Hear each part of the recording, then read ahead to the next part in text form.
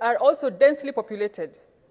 Nairobi is a home of big slums like Kibera, Mathare, Korokocho, and the Kayabas. And I'm sure, Madam Speaker, you've never heard of a slum called Silanga, etc. The deplorable state that these citizens, Kenyan citizens, are living in have continued to be ignored by policy makers and also legislators in this and the other houses, Madam Speaker. Madam Speaker, I happen to be privileged to have served at the board of Nairobi Water and Sewerage Company for 3 years before I became a senator.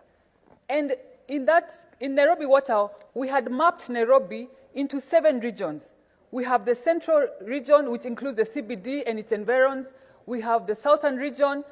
And Madam Speaker, we saw it wise and necessary to have another region, a separate region that is called that it included all the slums, that was called I forget the name, but the slums and all those regions were under a region, regardless of the location and the geographical area. And Madam Speaker, how we dealt with the slums was not the same way we dealt with other regions, in terms of billing, in terms of water supply, because they are more populated and they are less privileged.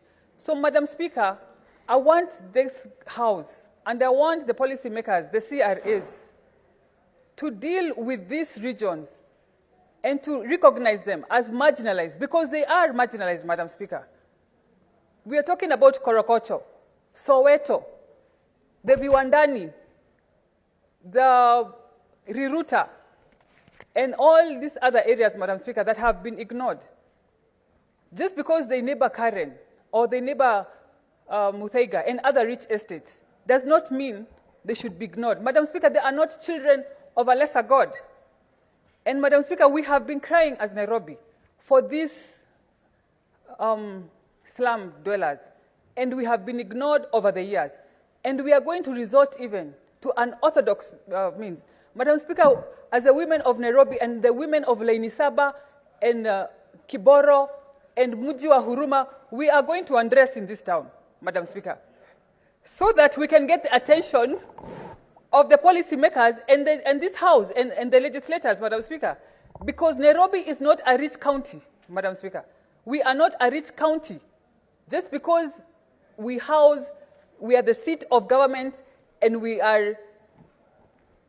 happen to have rich estates here and there. Does not mean that we are rich, Madam Speaker. And enough of this talk. We are going to find solutions for ourselves. Just like Governor Wavinya Ndeti said, that Kambas have their own ways of solving things. Nairobi, we are going to find a way of solving this means and having our slum dwellers recognized by the highest office in this House.